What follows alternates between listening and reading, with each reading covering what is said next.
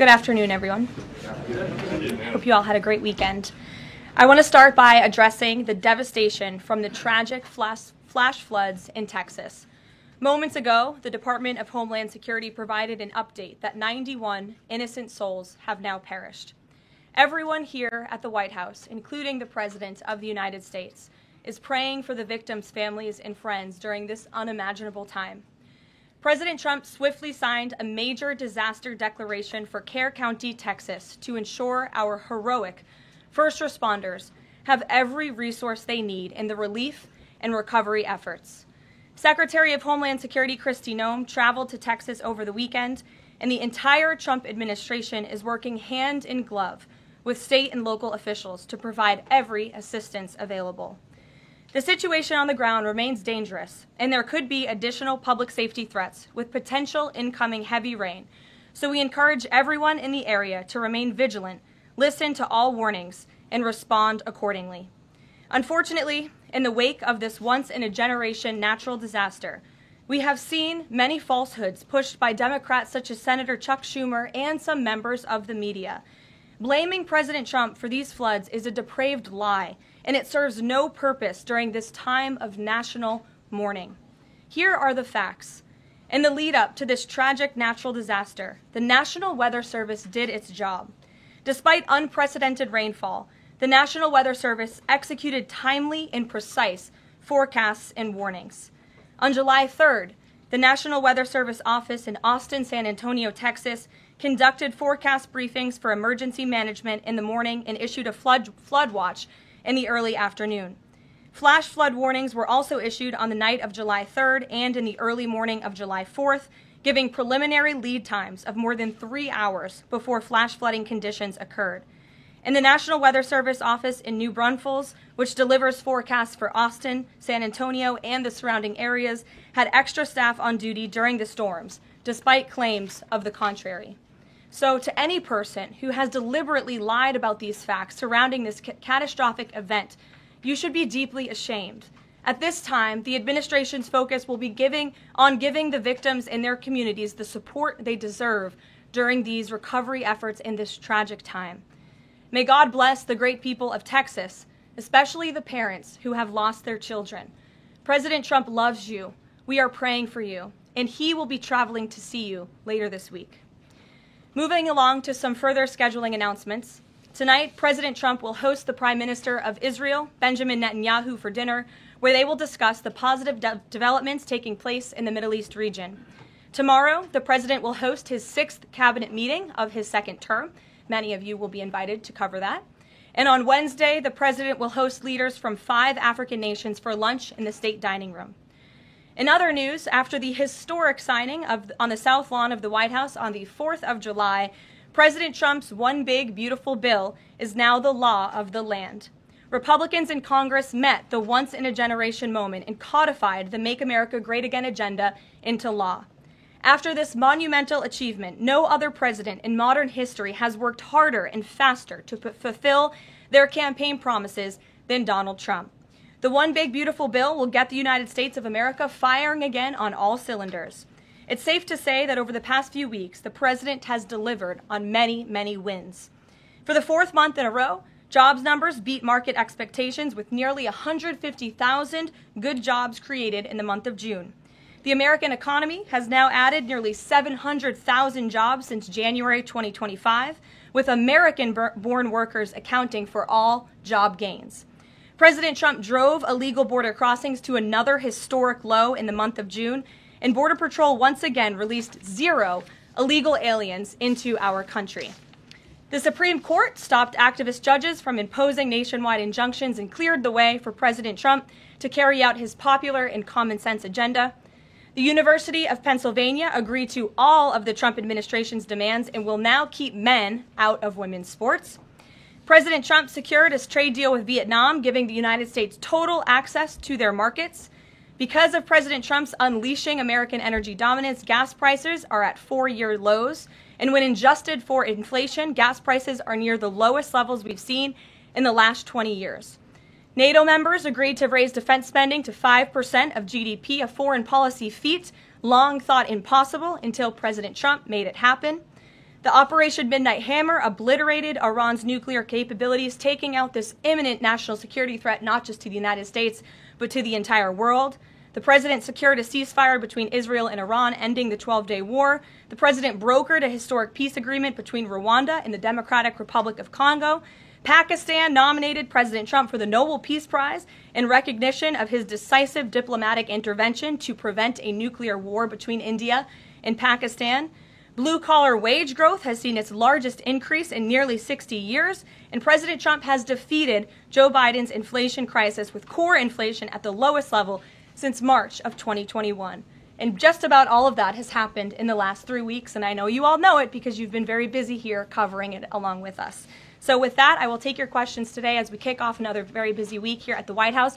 We'll lead with our new media seat, Brian Glenn, who is, of course, very present in this briefing room. He's put in a lot of hours covering this president, so we're glad you finally have a seat today. Brian, go ahead. It feels great to sit down. Thank you very much. You're welcome. I want to go back to the hurricane. You said that President Trump is scheduled to go to Texas later this week. Can you speculate on what day and what he has plans? Sure. The White House is currently arranging those travel plans. We hope that it will be later this week, likely on Friday, but of course we want to do it at the most appropriate time on the ground for state and local officials. We don't want to interrupt the recovery efforts, but we're planning tentatively for a Friday trip, and when that becomes final, we'll let all of you know, as we always do. And you gave a little bit of reaction earlier, but the National Weather Service, the union, actually publicly stated they had an adequate staff on hand to forecast and predict the storm. You shared your thoughts earlier on how the way the left has really weaponized this to blame the deaths in Texas on Trump. Want to comment on that again? Yeah, I just do think those comments are depraved and despicable, especially when so many Americans are mourning the loss of their children. The National Weather Service, as I said, did its job. Many experts, many meteorologists have said that. Many of you in the media, in all fairness, have said that as well. Unfortunately, not all. And many Democrat elected officials are trying to turn this into a political game, and it is not. This is a national tragedy, and the administration is treating it as such. We know the National Weather Service provided early and consistent warnings. They gave out timely flash flood alerts. There were record-breaking lead times in the lead up to this catastrophe. There is ongoing flood monitoring, and these offices were well staffed. In fact, one of the offices was actually overstaffed. They had more people than they need. So any claim to the contrary is completely false, and it's just sad that people are pushing these lies. Can I just get one more? Sure. Kind of a little bit of breaking news. The Department of Homeland Security is moving to end the TPS status on Honduran and Nicaraguan migrants. Yes. Any plans to adding additional countries that you could be targeting? Just a reaction. Sure.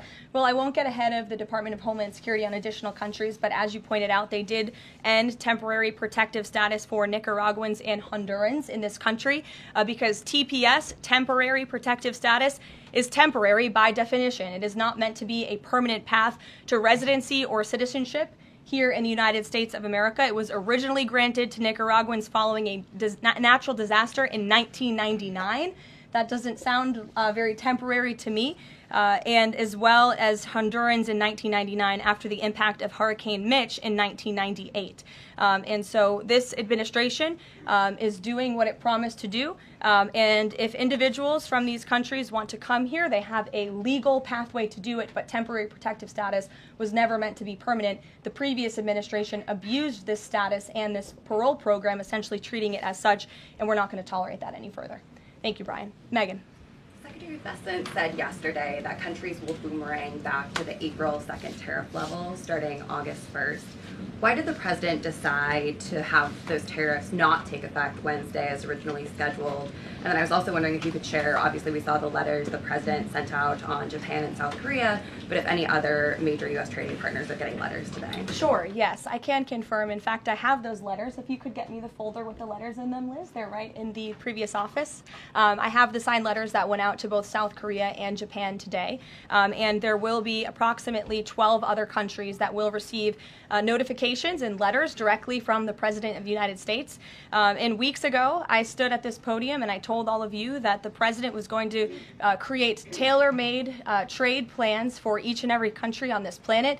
And that's what this administration continues to be focused on. The president will also sign an executive order today delaying the July 9th deadline to August 1st. So the reciprocal tariff rate or these new rates that will be provided in this correspondence to these foreign leaders will be going out the door within the next month, or deals will be made. And those countries continue to negotiate with the United States. We've seen a lot of positive developments in the right direction, but the administration, the president, and his trade team want to cut the best deals for the American people and the American worker. That's what they're focused on. And in the effort of transparency, these letters will continue to be posted to Truth Social, so you can enjoy them yourself. Go ahead. Thanks, Karoline. Just about the visit of Prime Minister Netanyahu today, I was just wondering why that is not open to the press. Previous visits by him, we've had Oval Office press conferences. Does that reflect somehow the kind of sensitivity of this particular visit? No, they're having a private dinner. There's many important matters that are obviously ongoing in the region, as you know. The utmost priority for the president right now in the Middle East is to end the war in Gaza and to return all of the hostages. Also, as you know, there was a ceasefire proposal that Israel supports that was sent to Hamas, and we hope that they will agree to this proposal. We want to see all of the hostages released. That's on the top of the president's mind, so that will be discussed, as well as the many other positive developments we've seen in the Middle East. I want to go back to the trade deals. As you see, we have these beautiful letters that the president has signed. This one is to the President of the Republic of Korea, original signature on that, and these will be mailed. And then here we also have another letter to the Prime Minister of Japan as well. Both countries will be receiving a 25% tariff rate effective on August 1st. Go ahead. Thank you so much. You said it, and the President said it many times, you want to see an end to the war in Gaza. Will he give guarantees during this 60-day period of ceasefire that actually the war will end? Because this is a sticking point with Prime Minister Netanyahu, and I'm wondering if they see eye to eye on this point. And how do you see the next day? What the next day in Gaza will look like?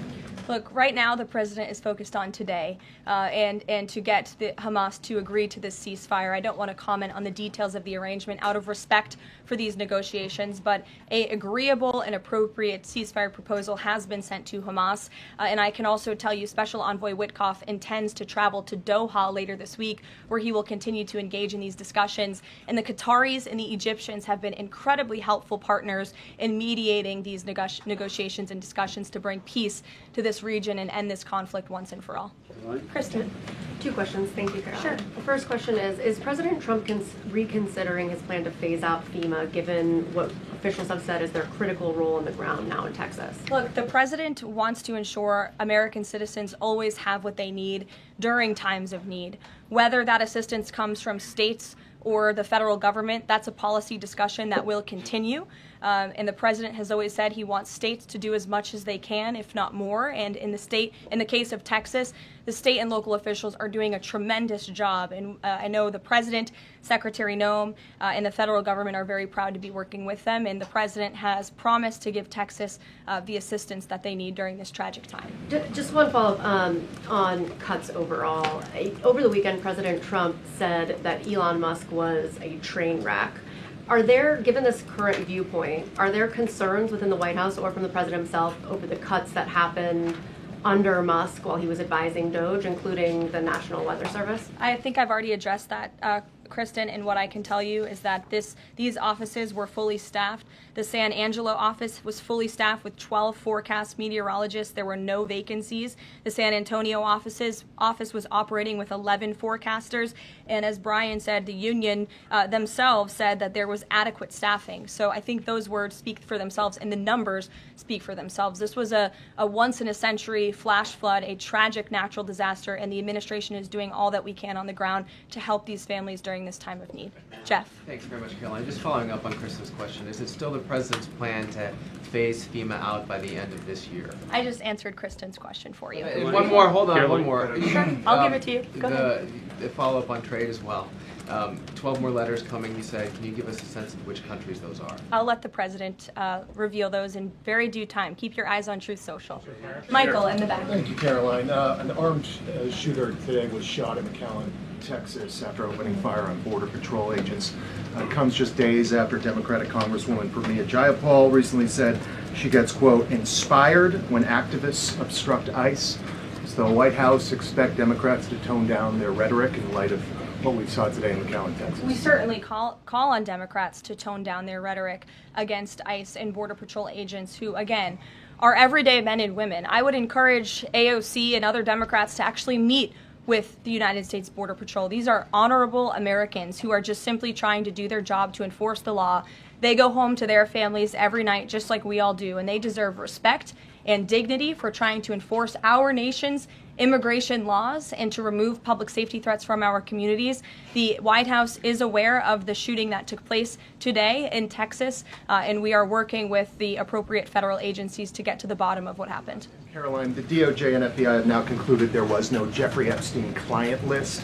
What do you tell MAGA supporters who say they want anyone involved in Jeffrey Epstein's alleged crimes to be held accountable? This administration wants anyone who has ever committed a crime to be held accountable, and I would argue this administration has done more to lock up bad guys than certainly the previous administration. And the Trump administration is committed to truth and to transparency. That's why the Attorney General and the FBI Director pledged at the President's direction to do an exhaustive review of all of the files related to Jeffrey Epstein's crimes and his death, and they put out a memo in conclusion of that review. There was material they did not release because, frankly, it was incredibly graphic and it contained child pornography, which is not something that's appropriate for public consumption. But they committed to an exhaustive investigation. That's what they did, and they provided the results of that. That's transparency. Follow up on that, Sure. Caroline. Okay, so the FBI looks at the circumstances surrounding the death of Jeffrey Epstein. According to the report, this systematic review revealed no incriminating client list. So what happened to the Epstein client list that the Attorney General said she had on her desk? Well, I think if you go back and look at what the Attorney General said in that interview, which was on your network on Fox News. Got the quote. Go ahead. John Roberts said, DOJ may be releasing the list of Jeffrey Epstein's clients. Will that really happen? And she said, it's sitting on my desk right now to review. Yes, she was What? saying the entirety of all of the paperwork, all of the paper in relation to Jeffrey Epstein's crimes. That's what the Attorney General was referring to, and I'll let her speak for that. But again, when it comes to the FBI and the Department of Justice, they are more than committed to ensuring that bad people are put behind bars. They have an operation going on right now called Summer Heat, which has our murder rate trending in the lowest direction in United States history. Their emphasis on violent crime and locking up violent criminals has led to the arrest of 14,000 violent criminals. That's a 62% increase from the same time period last year. So this Attorney General and the FBI Director are committed to putting bad people behind bars where they belong. They promised an exhaustive review. That's what they did. For any further details, I would refer you to the Department of Justice. Okay. Thanks, Caroline. With Prime Minister Netanyahu visiting the White House today, yesterday the president said that he was working on a more permanent deal with Iran, but several days ago he didn't think one was necessary. What changed? Well, when you asked me about this, or when you all asked me about this several weeks ago, I said the president thought maybe an Iran deal was not necessary, but of course the president is always interested in peace and diplomacy. That remains true, and the administration continues to be in contact, both directly and indirectly, with the Iranians on a deal. And then on tariffs, you're now delaying the deadline from July 9th to August 1st. Is that an acknowledgement that perhaps the administration found it more difficult to negotiate these trade deals, or whatever happened to 90 deals in 90 days? No, it's an acknowledgement that this administration is doing what's best for the American worker, and we want the best deals possible for our workers, for our manufacturing base, for our middle class, and they are doing this deliberately and appropriately on behalf of our country's interests. Josh. A couple more on the tariffs. You said about 12 more letters. There were about 55 or so countries, including the EU as a bloc, that were facing this tariff increase.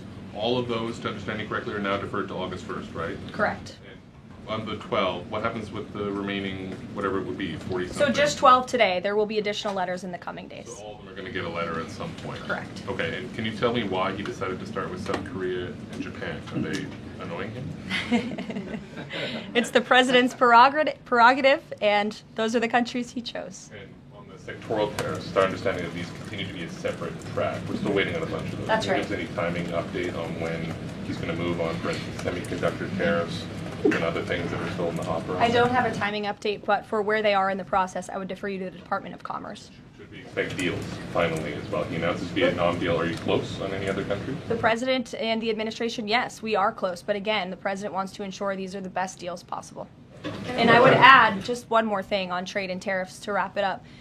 Look at the extensive work this president has put into cutting these good deals and doing what's right for the American worker. He is literally looking at the map and looking at every country on the planet and seeing where they are ripping off the American people, seeing where they have hollowed out our industrial base, seeing where our jobs have gone to other countries overseas because of their tariff policies, and he's trying to correct that. So this is decades of bad trade policy that has led to a deficit that is ravaging our country, that is ravaging our middle class, and the president is taking a very deliberate approach to correcting this wrong of many decades, of many past presidents. And so I think he should be commended for the time and the effort that he is putting into this. And the fact that he has announced a framework with China, a trade deal with the United Kingdom, a trade deal with Vietnam, and many others to come in just a matter of 6 months is truly historic, and it's a testament to this president and his trade team who are working around the clock to get this done. Sure, go ahead. Thank you so much, Karoline. Two questions on Iran. What's the permanent deal with Iran looks like for the president, and what issues related to Iran should it cover? And secondly, has the president seen the interview with Iranian president, which he says that the United States president, Mr. Trump, is capable enough to guide the regions toward a peace and a brighter future and put Israel in its place, or it gets more into conflict? Has the president seen these comments, and what's his reaction to these comments? I'm not sure if he's seen those comments, but certainly I think it's true that the president is the right man for the job to move the direction, this region into the direction of peace and stability for the future. That's what he and his national security team are working on every day, and we've already seen historic achievements in that direction. Follow-up? Go ahead. In the back. Kelly, go ahead. Okay, great. Thank Sure. you. And then in front of you. Okay, a couple questions for you. First, on Y'all need name tag signs. First question on the flooding in Texas. Sure. I know there has been some concern about the timing of the alerts, knowing that they did go out, but the warnings coming out in the wee hours, so while many people were likely sleeping. Can you share just details what you know about why those warnings were sent while people were likely sleeping, and then what the administration is doing to ensure that these alerts come out sooner? Well, the alerts imminently were sent out before the flood when people were sleeping because the flood hit in the very early hours of the morning. So people were sleeping in the middle of the night when this flood came. That was an act of God. It's not the administration's fault that the flood hit when it did. But there were early and consistent warnings. And again, the National Weather Service did its job. On July 2nd, there were initial notices of potential weather and flooding risks were issued. On July 3rd, escalating warnings throughout the day with a flood watch issued at 1:18 p.m. And then later at 6:10 p.m. on July 3rd, the Weather Prediction Center warned of excessive rainfall and a high likelihood of flash flooding. At 6:22 p.m. July 3rd, National Weather Center issued a hydraulic warning highlighting considerable flooding risks, including in Caryville County. And then there were the timely flash flood alerts at 11:41 p.m., 1:14 a.m., and then another flash flood emergency warning issued at 4:03 a.m. just before the flood hit. So those were all of the warnings that went out to the affected area and region. Go ahead. One question on education funding Go for ahead. states Thank you and very local much. I appreciate it, districts. Caroline. Two questions for you related to the Prime Minister's visit today. Number one, there's a report circulating that the Gaza Humanitarian Foundation provided a proposal to the White House to build these so-called humanitarian transit areas inside and outside of Gaza. The GHF is insistent it has nothing to do with that proposal. Can you shed any light on whether the White House has received such a proposal, and if so, from whom? I'm unaware if a proposal from the Gaza Humanitarian Foundation was sent to the White House. I haven't seen it, but I can ask our National Security Council. And also a document circulating that the White House is prepared to lift the Foreign Terrorist Organization designation from HTS, the group of President al-Shara in Syria. Can you confirm that that's taking place? Again, I haven't heard that, or I'm not aware of that action taking place. As you know, we did lift particular sanctions on Syria, but we did leave them on for particular terrorist groups. If that has changed, we will, of course, let you know if there's a change in policy, but I'm unaware of one at this time. Sure, go ahead. Me? Hi, Caroline. Thank you. Ahead of And then you can go too, since you're so eager. ahead of the president's meeting with Prime Minister Netanyahu today, is there a scenario where Israel has made it clear that they will not bring an end to this war until Hamas is decimated?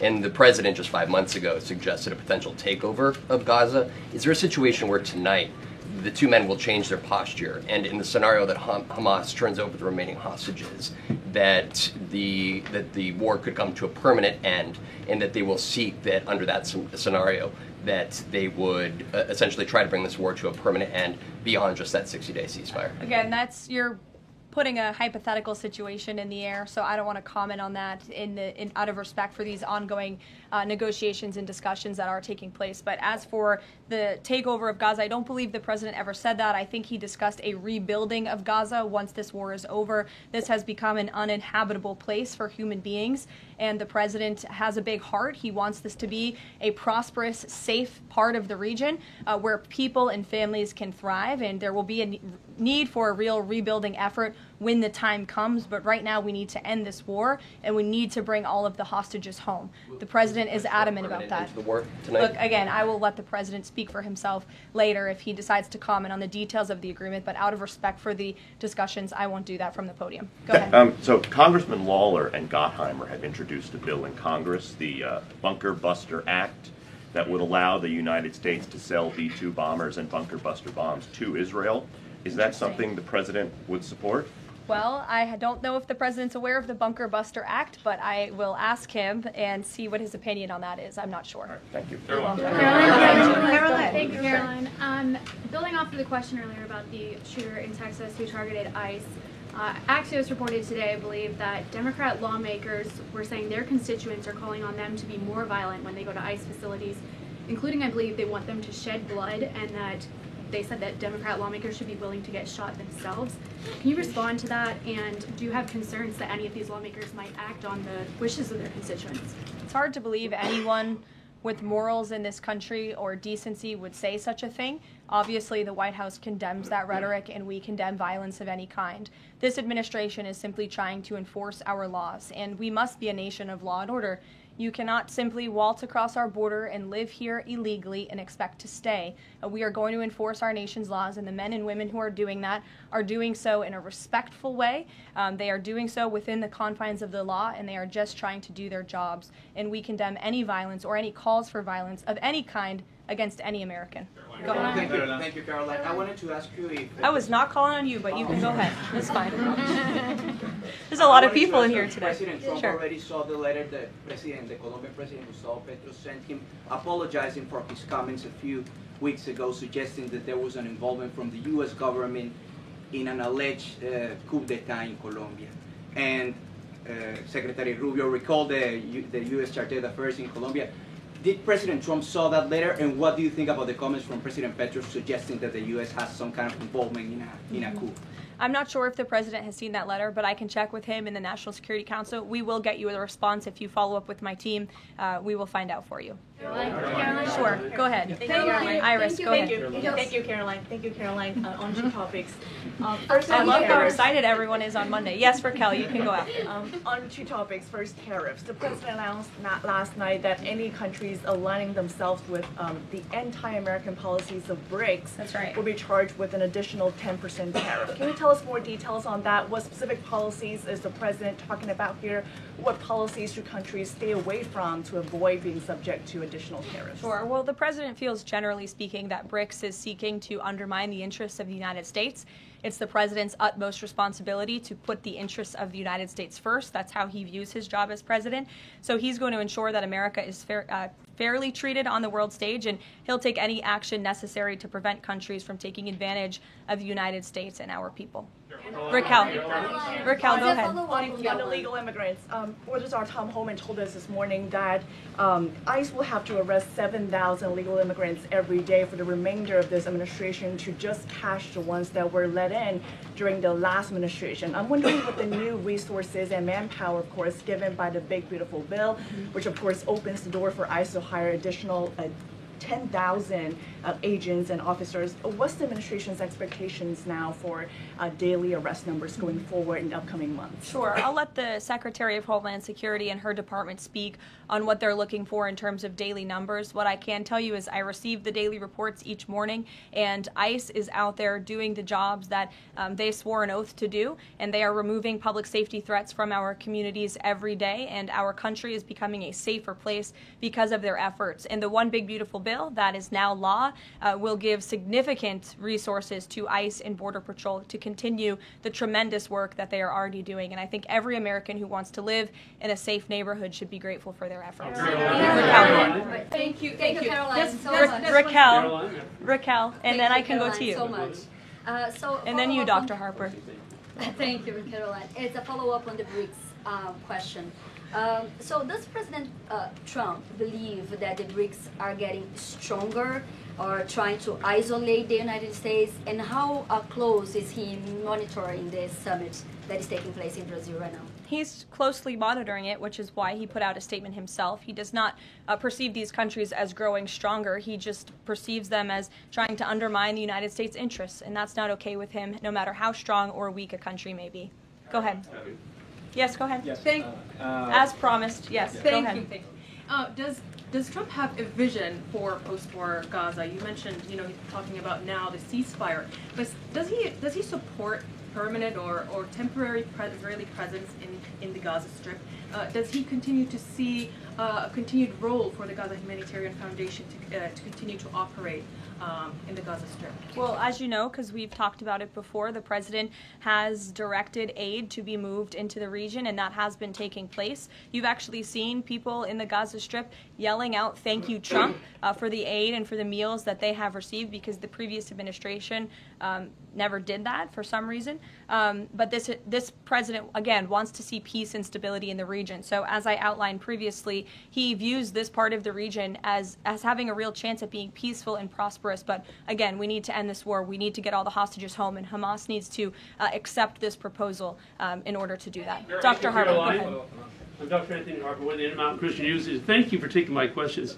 Given the nature of the Palestinian Authority, with their pay to slay, teaching Jew hatred to children, corrupt leaders, and no elections for 19 years, who does President Trump support to govern Area A and Area B to prevent Hamas from ruling?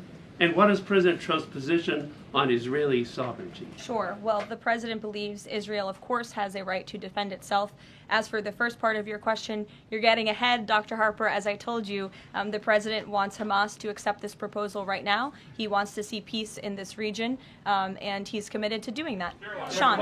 Hey, Caroline, can you just please walk us through the decision to halt the supply of weapons to Ukraine at a time when Russia is really hitting Ukrainian cities and civilians? Was that the president who decided that, or did the Pentagon do it without his approval? No, neither of those things are true. I'm happy to walk you through it. This was a standard review by the Pentagon of all weapons and all aid and all support that the United States is providing all countries and all regions around the world, not just Ukraine. When the Secretary of Defense took office, he directed the Pentagon to conduct this review to ensure that everything that's going out the door aligns with America's interests. So it's a pause to review to ensure that everything the Pentagon is pushing out there is in the best interest of our military and our men and women in uniform. Fran. Two questions on Israel. You suggested that Hamas is the impediment currently to a ceasefire. So if not a ceasefire deal, then what does the president hope to achieve with tonight's dinner with the prime minister? Again, you guys are getting around to a lot of hypotheticals. I don't want to get ahead of the president, but there are many other issues to discuss with Prime Minister Netanyahu tonight related to the region and just the entire world. So this will be a dinner to talk about Operation Midnight Hammer, which was incredibly successful, to talk about peace in Gaza and ending that conflict, as well as many other topics of discussion in relation to Israel and the United States. Sure, go ahead. Thank you, Caroline. Given the fact, this is on the trade letters, given the fact that the president put into effect the tariffs on April 2nd and then put the pause into place, is the president at all concerned that these countries that are receiving the letters won't take them seriously because the deadline seems to have shifted already and may shift again? They will take the letters seriously because they have taken the president seriously. And that's why the president's phone, I can tell you, rings off the hook from world leaders all the time who are begging him to come to a deal. And this administration is working hard to ensure those deals are in the best interest of the American people. And this delay, again, is in the best interest of the American people. And you all will continue to see these letters released on the president's Truth Social, and we will see you all later. Thank you, guys. Thanks, Caroline.